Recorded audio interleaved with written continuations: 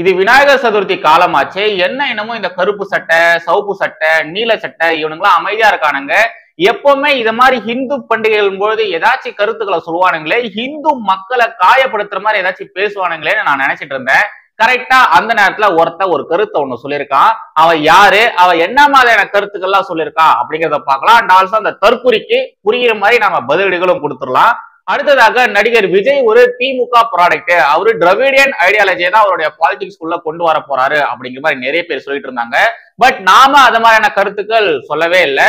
விஜய் அவர்கள் அரசியலுக்கு வரும்பொழுது அவருடைய கொள்கை கோட்பாடுகள் பாஜகவுக்கு எதிராக கூட இருக்கட்டும், அவர் பாஜகவுக்கு எதிரான அரசியல் கூட பண்ணட்டும், ஆனா தயவு செய்து இந்த கமல் மாதிரி தரங்கெட்டுத்தனமா மட்டும் அவர் திமுக கூட போய் சேர்ந்துடக்கூடாது அப்படிங்கிற மாதிரிதான் நாமளே சொல்லியிருந்தோம். ஆனா என்னங்க பண்றது, இந்த விஜயும் கமல் மாதிரி தான் பண்ணியிருக்காரு.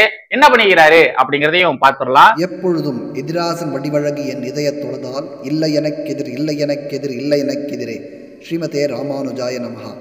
எனதர்ம தேசியவாதிகள் அனைவருக்கும் வணக்கம். கன்னியாகுமரி மாவட்டம் தேக்குப்பாறை முகோடு பள்ளிவாசல் இமாமாக இருப்பவர் சஜீர் மௌலவி, வயது 49. திருமணமாகி பல ஆண்டு கடந்த இளம்பெண் ஒருவருக்கு குழந்தை இல்லாதது பற்றி சஜீர் மௌலவி அறிந்தார். அந்த பெண்ணை சந்தித்தார். அவருக்கு நாகதோஷம் இருப்பதாக சொன்னார். தன் வீட்டுக்கு வந்தால் தீர்த்து வைப்பதாக கூறினார். நம்பி போன பெண்ணை தனி அறைக்கு அழைத்துச் சென்று பலாத்காரம் செய்ய முயன்றார். அவரிடம் இருந்து தப்பிய பெண் வெள்ளரடை போலீசில் புகார் செய்தார். இமாம் கைது செய்யப்பட்டார். ஆடா பாவி, நாகதோஷம் அப்படிங்கிற ஒரு கான்செப்ட இஸ்லாத்துல கூடமா நம்பிங்க? அப்படி ஒரு நம்பிக்கை இருக்கா எனக்கு தெரியல. யாராச்சும் இஸ்லாமியர்கள் இந்த வீடியோ பாத்தீங்கன்னா தயவு செய்து கமெண்ட்ல சொல்லுங்க. அதெல்லாம் இருக்கட்டும், அவ வீட்டுக்கு கூப்பிட்டானா நீங்க ஏமா வீட்டுக்கு போனீங்க? அவன் இது மாதிரி வீட்டுக்கு கூப்பிடும் போதே நீங்க உஷாராக இருக்க வேண்டாமா?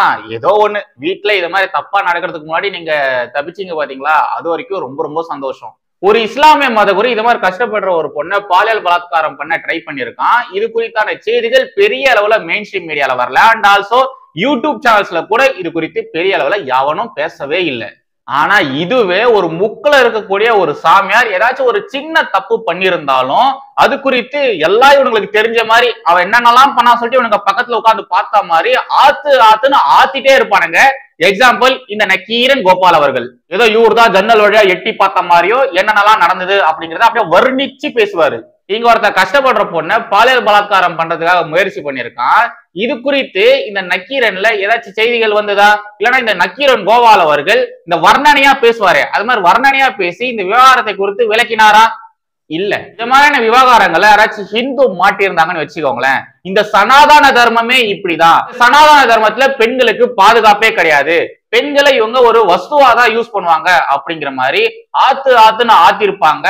அம்மையார் சுந்தரவெளி இருக்காங்க பாருங்க, அவங்கள இருந்து இந்த தற்கூரி ஜீவா சாகப்தம் இருக்காங்க பாருங்க, அவன் வரைக்கும் எல்லாருமே எல்லாத்துக்குமே இந்த சனாதன தர்மம் தான் காரணம், பாஜக RS உடைய சதிதான் இது அப்படிங்கிற மாதிரி என்னென்ன தியோவலர் இருப்பானுங்க.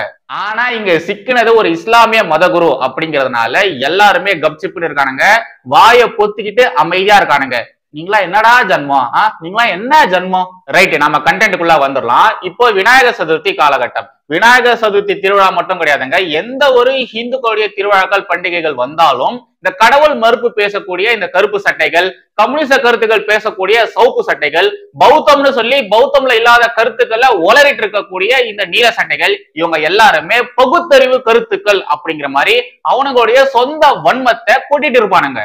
ஆனா சொல்லி வச்ச மாதிரி இந்த 3 கலர் சொக்காக்களும் பாத்தீங்களா ஹிந்து மத நம்பிக்கைகளை குறித்து மட்டும்தான் பேசுவாங்களே தவிர மற்ற மதத்துல இருக்கக்கூடிய மூட நம்பிக்கைகளை குறித்து வாயை திறக்கவே மாட்டாங்க. ஹிந்து மதத்தை மட்டும்தான் புடிச்சிட்டு தொங்கிட்டு இருப்பாங்க. அதுவும் சாதாரணமால இவங்க கருத்து சொல்ல மாட்டாங்க, காது கூசுற மாதிரி அசிங்க அசிங்கமா பச்சை பச்சையா ரொம்ப கேவலமாலா பேசிட்டு இருப்பாங்க. விநாயகர் சதுர்த்தி அப்படின்றதுனால கண்டிப்பா விநாயகர் சதுர்த்தி குறித்து ஏதாச்சும் ஒரு கருத்தை எந்த சட்டையாச்சும் சொல்லணும்னு நான் எதிர்பார்த்தேன். நாங்கெல்லாம் நினைச்ச மாதிரி இங்க ஒரு சட்டை ஒரு கருத்து ஒண்ணு சொல்லுது. இத பாருங்களேன். முன்விரோதம் காரணமாக பிள்ளையார எங்க ஏரியாவுக்கு கூப்பிட்டு வந்து அடிச்சோம், பல தலைமுறை பகை சார், இது முடிவுக்கு வராது அப்படிங்கிற மாதிரி சொல்லிவிட்டு ஜெய்பீம் பெரியார் மார்க்ஸ் அப்படிங்கிற மாதிரி இந்த 3 சட்டையும் கலந்த ஒரு வினோதமான விசித்திரமான ஒரு சட்டை இப்படி ஒரு விஷயத்த சொல்லிருக்கு. இது என்ன பேசிருக்கு அப்படிங்கறதையும் போடுறேன், தயவு செய்து பாருங்க. மக்களே எல்லாருக்கும் விநாயகர் சதுர்த்தி வாழ்த்துக்கள். அப்புறம் இன்னைக்கு என்னன்னா விநாயகர் சதுர்த்தி கதையை பத்தி இன்னைக்கு எல்லாருக்கும் சொல்ல போறோம். கதை எல்லாரும் ஆழமா கேட்டுங்க. நம்ம பார்வதி ஆத்தா என்ன பண்ணுது, ஆத்துக்கு குளிக்க போகுது. அந்த டைம்ல என்ன பண்றாரு, பார்வதி ஆத்தா ஆத்து குளிக்க போகுது. குளிக்க போறப்ப யாராச்சும் வந்து பாத்துருவாங்கன்னு சொல்லிட்டு என்ன பண்ணுது, உடம்புல இந்த இதெல்லாம் எடுத்து ஒரு ஒரு குட்டி பையனை செஞ்சு குட்டி குஞ்சா செஞ்சு வச்சு நிப்பாடி இருப்பது ஆத்துல. அந்த டைம்ல நம்ம காஜி தலை இவரு பெரியவர் வராரு, சிவன் வராரு, வந்து மூடாகி சம்பவம் அடிக்க போறாரு. சம்பவம் அடிக்க போறப்போ அந்த குட்டி கொஞ்சம் வந்து தடுத்து நிப்பாட்டுறாங்க. அங்க வந்து லேடிஸ் குளிக்கிறாங்க, அந்த பக்கம் போக கூடாதுன்னு தடுத்து நிப்பாட்டுறாரு. உடனே பெரியவர் என்ன பண்றாரு, அவரு டென்ஷன் ஆகிட்டு பொருள் எடுத்து போட்டுறாரு குட்டி குஞ்சானா. போடவும் தலை காணா போயிடுது. அப்புறம் என்ன தலை காணா போயிடுது. அந்த டைம்ல போயிட்டு பெரியவர் போய் பார்வதி ஆத்தாவை போய் சம்பவம் பண்ணிடுறாரு. ரிட்டர்ன் வந்து பாக்குறப்ப அந்த பையன் தலை இல்லாம இருக்கான். பார்வதி ஆத்தா ரொம்ப டென்ஷன் ஆயிடுது. அப்புறம் வேற வழி இல்லாம போறாங்க. அதுக்கப்புறம் என்ன, ஒரு யானை ஒன்று டெத் ஆகி கிடக்குது. அந்த யானையோட தலையை எடுத்துட்டு வந்து அவர் மேல வச்சு பிள்ளையார் ரெடி பண்ணிடுறாங்க. இதுதான் பிள்ளையாரோட கதை. இந்த கதையை எல்லாருக்கும் சொல்லிடுங்க. பிள்ளையாருக்கு வாழ்த்துக்கள். கரெக்டா இவன் போட்ட ட்வீட்ல என்ன சொல்லியிருந்தான், ஜெய்பீம் பெரியார் மார்க்ஸ். ஜெய்பீம் அதாவது நம்முடைய அம்பேத்கர் அவர்கள், பெரியார் மார்க்ஸ். அம்பேத்கரை, பெரியார, மார்க்ஸை ஃபாலோ பண்ணக்கூடியவர்கள் இப்படிதான் பேசுவாங்களா? அவங்க எல்லாருமே இப்படிதான் பேச சொல்லியிருக்கிறாங்களா? இல்ல, எனக்கு புரியல. இதே மாதிரியான கருத்தை மற்ற மத நம்பிக்கைகளை குறித்து உங்களால பேச முடியுமா? இயேசு பிரானை குறித்தோ இல்லைன்னா நபி அவர்களை குறித்தோ இத மாதிரி இப்ப பேசினா பாத்தீங்களா, இத மாதிரி இவனால பேச முடியுமா? பேச முடியுமா? இப்ப பேசிச்சு இல்லையா? இது பாத்தீங்கன்னா நீல சட்ட கேங்கு. இந்த நீல சட்ட கேங்கு தமிழகத்துல இருக்கக்கூடிய முக்காவாசி நீல சட்ட கேங் எல்லாம் பாத்தீங்கன்னா இந்த பௌத்தம் சொல்லக்கூடிய கருத்துக்களை ஏற்காதுங்க. பௌத்தம்ல சொல்லக்கூடிய விஷயத்தை விட்டு இதுங்க ஒரு விஷயத்தை உருவாக்கி, இதுங்க ஒரு சில சித்தாந்தங்களை உருவாக்கி இதுதான் பௌத்தம்னு சொல்லி போலி பௌத்தத்தை ஃபாலோ பண்ணக்கூடிய நீல சட்டைங்க தான் இந்த நீல சட்டைங்க. பௌத்தம்ல சொல்லிருக்கக்கூடிய அறநெறிகளை ஃபாலோ பண்ணாத போலி பௌத்தர்கள் தான் இதுங்க எல்லாமே. சிறு உயிர்களுக்கும் தீங்கு விளைவிக்க கூடாது, புலால் உண்ணக்கூடாது அப்படிங்கிற மாதிரியான முக்கியமான கோட்பாடுகள் கொண்டதுதான் பௌத்தம் அப்படிங்கிற ஒரு கான்செப்ட். பௌத்தம்ல இருக்கக்கூடிய முக்கியமான விஷயமே இது ரெண்டு தான். ஆனா இத ரெண்டுத்தையுமே இத நீல சொக்கா பாய்ஸ் பாத்தீங்கன்னா ஃபாலோவே பண்ண மாட்டானுங்க. மாட்டுக்கறி தின்னணும், மாட்டுக்கறி நம்மளுடைய பாரம்பரிய உணவு அப்படிங்கிற மாதிரி இதுங்க மேடைக்கு மேடை பேசிட்டு சுத்திட்டு இருக்கோங்க. ஆனா பௌத்தம்ல அது மாதிரியான கருத்துக்கள் இருக்கா? கிடையாது. அது மாதிரியான கருத்துக்கள் கிடையாது. ஆனா இதுங்க மேடைக்கு மேடை இது மாதிரிதான் பேசிட்டு கத்திட்டு சுத்திட்டு இருக்கோங்க. இதுல கொடுமையான விஷயம் என்னன்னா, புத்தர் சொல்லாத கருத்துக்கள் எல்லாத்தையுமே புத்தர் தான் சொன்னாருன்னு சொல்லி இதுங்க புதுசா ஒரு சில விஷயங்கள்லாம் கலப்பி விடுதுங்க. அதுதான் பௌத்தம்னு வேற ப்ரமோட் பண்ணுதுங்க. என்னடா நீங்க இவ்வளவு கேவலமாவா நடந்துவீங்க? இதுல இன்னொரு காமெடியான சம்பவம் என்னன்னா, அண்ணன் தொல் திருமாவளவன் அவர்கள் இருந்து குப்பை படத்தை எடுக்கக்கூடிய பா ரஞ்சித் வரைக்கும் இவங்க எல்லாருமே இப்ப ரீசெண்ட் டேஸ்ல அதிகமா பேசுற விஷயம், புத்தர் தான் பிள்ளையாரு, இந்த சனாதனவாதிகள் புத்தரை விநாயகரா மாத்திட்டாங்க அப்படிங்கிற மாதிரி பல உருட்டு கதைகளை உருட்டிட்டு இருக்காங்க.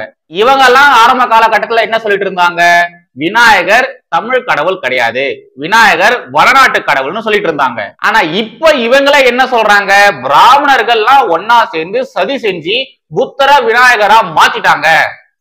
பிராமணர்கள் தான் புத்தரை விநாயகரா மாத்திட்டாங்க, புத்தர் தான் விநாயகர், விநாயகர் தான் புத்தர் அப்படிங்கிற மாதிரி இப்போ புதுவிதமான கருத்துக்களை சொல்லிட்டு வந்துட்டு இருக்காங்க. இன்னும் கொஞ்ச நாள் போச்சுன்னு வச்சுக்கோங்களேன், சனாதன தர்மம் அப்படிங்கிறது இதுதான் உண்மையான சனாதன தர்மம், இத நாங்க தான் ஃபாலோ பண்றோம், சோ நாங்க தான் உண்மையான சனாதனவாதிகள் அப்படிங்கிற மாதிரி உருட்டுனாலும் உருட்டுவாங்க. எப்படி தெரியுமா இருக்குது, இந்தியாவில இருக்கக்கூடிய இந்து மக்களை மதம் மாத்துறதுக்காக கிறிஸ்தவர்கள்லாம் வந்தாங்க.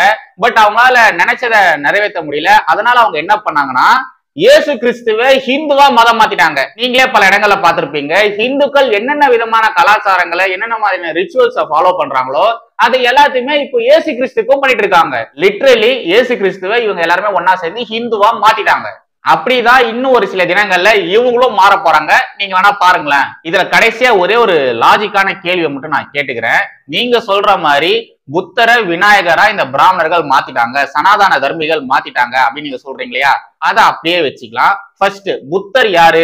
அவரு ஒரு இளவரசர். அவர் ஒரு நாள் வீட்டை விட்டு வெளியே வந்திருக்காரு, ஒரு சில விஷயங்கள்லாம் பாக்குறாரு. அதை பார்க்கும்போது அவருக்கு வேற ஒரு தாட்ஸ் எல்லாம் வருது. சோ அவருடைய அரண்மனையை விட்டு வெளியே வராரு, அவருடைய இளவரசர் பட்டத்தை துறந்து அவர் வெளியே வராரு, ஞானத்தை தேடி ஊர் ஊரா சுத்துறாரு. அப்படி வீட்டை விட்டு வெளியே வந்தவருக்கு தொந்தையும் தொப்பையும் எப்படி சார் வந்தது?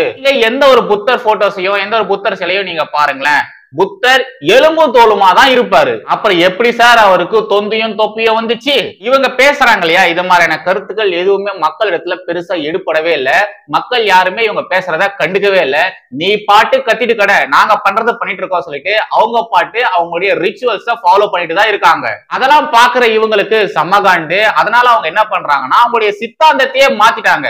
அவங்களுடைய சித்தாந்தத்தை மாத்தி அவங்க எடுக்கக்கூடிய திரைப்படங்கள்ல சீரியல்கள்ல இதுதான் உண்மையான பௌத்தம், இதுதான் உண்மையான புத்தர், உண்மையான விநாயகர் அப்படிங்கிறவர் இவருதான் அப்படிங்கிற மாதிரி இவங்களால என்னென்னலாம் உருட்ட முடியுமோ அவ்வளவு உருட்டுகளை உருட்டிட்டு இருக்காங்க. உண்மையாலே உங்களெல்லாம் பாக்குறதுக்கு பாவமா தாண்டா இருக்கு. உண்மையாலே பாவமா இருக்குதுடா. அடுத்ததாக நடிகர் விஜய் அவர்களை குறித்து தான் பார்க்க போறோம். நடிகர் விஜய் அவர்கள் அரசியலுக்கு வர போறேன் அப்படின்னு சொன்னதுக்கு அப்புறமா நிறைய பேர் விஜய் அவர்களை குறித்து சொன்ன விஷயம் என்னன்னா, விஜய் ஒரு திமுக ப்ராடக்ட், அவரு திராவிடன் ஐடியாலஜியை தான் ஃபாலோ பண்ண போறாரு, கடைசியில அவரு திமுக கூட தான் போய் சேர போறாரு அப்படி மாதிரிதான் நிறைய பேர் சொல்லிட்டு இருந்தாங்க. கமல் மாதிரிதான் விஜயும் ஆக போறாரு அப்படி மாதிரி நிறைய பேர் சொல்லிட்டு இருந்தாங்க. ஃபர்ஸ்ட் நான் அதெல்லாம் நம்பலைங்க, இல்ல விஜய் அது மாதிரிலாம் பண்ண மாட்டாரு அப்படி மாதிரி தான் நான் நினைச்சிட்டு இருந்தேன். ஆனா இப்போ நடக்கக்கூடிய விஷயத்தெல்லாம் பார்க்கும்போது ஒருவேளை இருக்குமோ அப்படிங்கிற மாதிரிதான் சந்தேகம் வருது. அது குறித்துலாம் நம்முடைய எஸ்ஜி சூர்யா அவர்கள் ரொம்ப தெளிவா பேசியிருந்தாரு. இந்த சைட்ல அந்த வீடியோவை போடுறேன், தயவுசெய்து பாருங்களேன். இன்னைக்கு புதுசா ஒருத்தர் கட்சி ஆரம்பிக்கிறேன்னு வந்திருக்கார், நடிகர் விஜய். சந்தோஷமா வாங்க, கட்சி ஆரம்பிங்க, மக்கள் ஓட்டு போட்டா முதல்வர் ஆகுங்க, எங்களுக்கு எந்த பிரச்சனையுமே இல்லை. கட்சி அறிவிச்சு 5 மாசம் தான் ஆச்சு. 5 மாசத்துல பக்ரீத் வந்தது வாழ்த்து சொன்னாரு, 5 மாசத்துல ரம்ஜான் வந்தது வாழ்த்து சொன்னாரு, 5 மாசத்துல ஈஸ்டர் வந்தது வாழ்த்து சொன்னாரு, 5 மாதத்துல குட் ஃப்ரைடே வந்தது அதுக்கும் மெசேஜ் போட்டாரு. ஆனா விநாயகர் சதுர்த்திக்கு மட்டும் வாழ்த்து தெரிவிக்கலையே, என்ன காரணம்? இந்துக்கள் என்றால் இழிச்சவாயர்களான்னு நம்ம கேட்கிறோம். இங்க இருக்கக்கூடியவர்கள் ஒவ்வொருத்தருக்கும் மீண்டும் சொல்வது, இந்து பண்டிகைகளுக்கு வாழ்த்து கூட சொல்ல திராணி இல்லாத தலைவர்களுக்கு நாம் ஏன் ஓட்டு போட வேண்டும் என்பதை நீங்கள் மீண்டும் மீண்டும் சிந்திக்க வேண்டும். ஒரு உண்மையான இந்துவாக இருந்தால் யாருக்கு வேணாலும் ஓட்டு போடுங்க, ஆனால் உங்கள் மத பண்டிகைகளுக்கு வாழ்த்து சொல்லாமல் உங்களை இழிவுபடுத்துபவர்களை, உங்களை ஏளனமாக நினைப்பவர்களை வாக்களிக்கவே கூடாது. நீங்கள் அது உங்கள் சுயமரியாதையை விட்டுக் கொடுப்பதற்கு சமம் என்பதை புரிந்து கொள்ள வேண்டும். நீங்கள் இவங்களுக்கெல்லாம் வாழ்த்து சொல்றியே, அப்ப இந்துக்கள் ஓட்டு உனக்கு வேண்டாமான்னு நான் கேட்கிறேன். இந்துக்கள் வாக்கு வேண்டும் என்றால் இந்து மத பண்டிகைகளுக்கு வாழ்த்து சொல்ல வேண்டும் அப்படின்றத நாம் கட்டாயப்படுத்த வேண்டும். பிஜேபிக்கு ஓட்டு போடணும்னு அவசியம் கிடையாது. ஆனா நீ இந்து மத பண்டிகைக்கு வாழ்த்து சொல்ல வேண்டியிருந்தால் உனக்கு ஓட்டு போட மாட்டேன் அப்படின்னு போர்க்குணத்தோடு சொல்லக்கூடிய தைரியமிக்க இந்துக்களாக நாம் எல்லாரும் இருந்தால்தான் நாளை நம்முடைய நாடும் பாகிஸ்தானாகவோ ஆப்கானிஸ்தானாகவோ பங்களாதேஷாகவோ மாறாது என்பதை புரிந்து கொள்ள வேண்டும். நாம் நடிகர் விஜய் அவர்கள் அரசியலுக்கு வர போறேன்னு சொன்னதுக்கு அப்புறமா ஏகப்பட்ட வாழ்த்துக்களை எல்லாருக்குமே சொல்லிட்டே இருந்தாரு. எக்ஸாம்ல பாஸ் ஆனா வாழ்த்து சொல்லுவாரு, ஏதாச்சும் ஒரு அச்சீவ்மெண்ட் யாராச்சும் பண்ணிட்டாங்கன்னா அவருக்கும் வாழ்த்து சொல்லுவாரு, பிற மதங்களுடைய பண்டிகைகள் வரும்போது அதுக்கும் வாழ்த்து சொல்லிட்டு இருப்பாரு. இத மாதிரி எல்லாருக்குமே வாழ்த்தா சொல்லிட்டு இருந்தாரு. அதை வச்சு நிறைய பேர் விஜய் அவர்களை பயங்கரமா கலாச்சிட்டு இருந்தாங்க. ஆனா அதுலயும் பாருங்க, விஜய் அவர்கள் ஹிந்து பண்டிகைகளுக்கு மட்டும் வாழ்த்து சொல்றதே கிடையாது. விநாயகர் சதுர்த்திக்கு வாழ்த்து சொல்லல, கிருஷ்ண ஜெயந்திக்கு வாழ்த்து சொல்லல, இந்து பண்டிகைகளுக்கு அவர் வாழ்த்து சொல்றதே கிடையாது. எனக்கு இன்னொரு ட்வீட் ஒண்ணு கண்ணில் பட்டுருச்சுங்க. அது என்னன்னா, நடிகர் விஜய் அவர்கள் நடிகரா இருக்கும்பொழுது கிருஷ்ண ஜெயந்திக்கு, விஜயதசமிக்கு, விநாயகர் சதுர்த்திக்கு, தீபாவளிக்கு, பொங்கலுக்குன்னு சொல்லிட்டு அவர் எல்லா இந்து பண்டிகைகளுக்கும் வாழ்த்து சொல்லிட்டு தான் இருந்தாரு. ஆனா நடிகரில் இருந்து எப்போ அவர் அரசியல்வாதியா மாறினாரோ, அரசியல்வாதியா மாறினதுக்கு அப்புறமாவே இந்து பண்டிகைகளுக்கு அவர் வாழ்த்து சொல்றதை நிறுத்திட்டாரு. இந்து பண்டிகைகளுக்கு அவர் வாழ்த்து சொல்றதே இல்ல. திமுகவும் இதே மாதிரி தானே பண்ணுவாங்க. எல்லா மத பண்டிகைகளுக்கும் அவங்க வாழ்த்து சொல்லுவாங்க, நேரடியாக சென்று கூட வாழ்த்து சொல்லுவாங்க, அந்த பண்டிகைகளை இவங்களா கூட போய் கலந்துப்பாங்க. ஆனா ஹிந்து பண்டிகைகள் வரும் பொழுது ஒரு வாழ்த்து கூட யாருமே சொல்ல மாட்டாங்க. பொட்டு வச்சா கூட அதை அழிச்சிருவாங்க. அதே மாதிரிதான் இப்ப விஜய் அவர்களும் பண்ணிட்டு வந்துட்டு இருக்காரு. இப்ப சில ஊபிஎஸ்கள் என்ன பண்ண ஆரம்பிச்சிருக்காங்கன்னா, இது மாதிரி ஹிந்து பண்டிகைகள் வரும்பொழுது மட்டும் ரொம்ப தெனாவட்டா திமிரா ரொம்ப ஆணவத்தோட பல பதிவுகள்லாம் போட்டுட்டு வந்துட்டு இருக்காங்க. என்னன்னா, இவர் இப்ப சொல்லியிருந்தார் இல்லையா, எல்லாரும் வாழ்த்து சொல்லணும், ஹிந்து பண்டிகைகளுக்கு வாழ்த்து சொல்லணும், வாழ்த்து சொல்லணும்னா நீங்க ஓட்டு போடாதீங்க, அவங்களுக்கு சப்போர்ட் பண்ணாதீங்க அப்படிங்கிற மாதிரி எஸ்ஜி சூர்யா அவர்கள் சொல்லியிருந்தார் இல்லையா. இத மாதிரி ஹிந்து பண்டிகைகளுக்கு வாழ்த்து பிச்சை கேட்கறதுக்கு, இந்து பண்டிகைகளுக்கு வாழ்த்து பிச்சை கேட்கறதுக்கு இன்னும் எவனும் வரலையா, எவனும் எந்த பதிவும் போடலையா அப்படிங்கிற மாதிரி ரொம்ப கீழ்த்தரமா அநாகரிகமா இப்ப ஊபிஎஸ்களா பேசிட்டு வந்துட்டு இருக்கானுங்க. அதாவது இந்து பண்டிகைகளுக்கு ஏங்க நீங்க வாழ்த்து சொல்லலன்னு கேட்டோம்னா, நாம பண்டிகைகளுக்கு வாழ்த்து பிச்சை கேட்கிறோம் அப்படிங்கிற மாதிரி இந்த ஊபிஎஸ்கள் சொல்றானுங்க. அப்போ கிறிஸ்துவர்களும் இஸ்லாமியர்களும் அவங்களுடைய பண்டிகை காலகட்டத்துல திமுக கிட்ட வாழ்த்து பிச்சை கேட்டுட்டு இருக்காங்களா? எங்களுடைய பண்டிகைகளுக்கு நீங்க வாழ்த்து பிச்சை போடுங்க, கிறிஸ்துவ பண்டிகைகளுக்கு வாழ்த்து பிச்சை போடுங்க, ரம்ஜானுக்கு பக்ரீத்துக்கு வாழ்த்து பிச்சை போடுங்க அப்படிங்கிற மாதிரி கிறிஸ்துவர்களும் இஸ்லாமியர்களும் பிச்சை கேட்டுட்டு இருக்காங்களா? சொல்லுங்க, எவ்வளவு திமிரா பேசுறான் பாத்தீங்களா இவன். நாங்க ஏன் தொடர்ந்து நீங்க ஏன் இந்து மத பண்டிகைகளுக்கு மட்டும் வாழ்த்து சொல்றது இல்ல அப்படிங்கிற மாதிரி சொல்றோம்னா, உங்களுடைய அரசியலை, இந்த திராவிட அரசியலை மக்கள் புரிஞ்சுக்கணும் அப்படிங்கிறதுக்காக தான். உங்களுடைய மோசமான கேவலமான அரசியலை மக்கள் இடத்துல எக்ஸ்போஸ் பண்ணிட்டு இருக்கோம். நீங்க வாழ்த்து சொல்லணும் அப்படிங்கிறதுக்காகலாம் நான் உங்ககிட்ட வாழ்த்து சொல்லுங்கன்னு கேட்கறது கிடையாது. ஒரு பண்டிகைக்கான வாழ்த்தை கூட கேட்டு வாங்க வேண்டியது இருக்கு, கேட்டா கூட அவங்க சொல்ல மாட்டேன்றாங்க பாருங்க அப்படிங்கறதான் நாங்க மக்களுக்கு புரிய வச்சுட்டு இருக்கோம். மக்கள் எல்லாத்தையுமே பார்த்துட்டு தான் இருக்காங்க. ஒரு நாள் இல்ல ஒரு நாள் மக்கள் உங்களுடைய அரசியலை கண்டிப்பா புரிஞ்சுப்பாங்க. மக்களே ஒரு நாள் புரிஞ்சுப்பாங்க. ஆனா ஆமால இந்த சங்கிகள் சொல்றதெல்லாம் கரெக்ட் தானே. கிறிஸ்தவர்களுடைய பண்டிகைகளுக்கு கரெக்டா வாழ்த்து சொல்லிடுறாங்க, இஸ்லாமியர்களுடைய பண்டிகைகளுக்கு கரெக்டா வாழ்த்து சொல்லிடுறாங்க. ஆனா ஏன் நம்மளுடைய பண்டிகைகளுக்கு இவங்க வாழ்த்து சொல்றது இல்ல அப்படிங்கிற மாதிரி மக்கள் கண்டிப்பா யோசிப்பாங்க. அதுக்காக மட்டும்தான் நாங்க தொடர்ந்து கேட்டுட்டு இருக்கோமே தவிர, நீங்க சொல்லணும் அப்படிங்கிற ஆசையிலையோ இல்லைன்னா உங்களுடைய வாழ்த்து எங்களுக்கு வேணும் அப்படிங்கிற மாதிரி எல்லாம் கிடையாது. நீங்க வாழ்த்து சொல்லிதான் நாங்க அந்த பண்டிகையை கொண்டாட போறோமா என்ன? இல்ல நீங்க வாழ்த்து சொல்றதுனாலதான் எங்க பண்டிகையை கொண்டாட முடியுமா என்ன? அதெல்லாம் ஒண்ணும் கிடையாது. நீங்க யாரு அப்படிங்கிறத மக்களுக்கு புரிய வைக்கணும் அப்படிங்கிறதுக்காக தான் தொடர்ந்து கேட்டுட்டு இருக்கோம். 2026 தேர்தல் வரப்போகுது இல்லையா? அதுக்கு முன்னாடியே பாருங்க திமுக எப்படி அவங்களுடைய சித்தாந்தங்களை, அவங்களுடைய கொள்கை கோட்பாடுகளை அப்படியே தலைகீழ மாத்த போறாங்க அப்படிங்கிறத நீங்களே வேணா பாருங்க. அந்த நேரத்துல இத மாதிரி எல்லாம் திமிர்த்தனமா தெனாவட்டா பேசின தற்கொலை ஊபிஸ்களுடைய மூஞ்சிய பாக்குறதுக்கு நான் ரொம்ப ஆவலா இருக்கேன். அவனுக்கு அந்த நேரத்துல எப்படி எல்லாம் கதற போறானுங்க அப்படிங்கிறத பாக்குறதுக்கு நான் ரொம்ப ரொம்ப ஆவலா இருக்கேன். இன்னைக்கான கண்டென்ட் மறுபடியும் அடுத்த ஒரு சந்திக்கிறேன். ஜெய் ஹிந்த், வந்தே மாதரம்.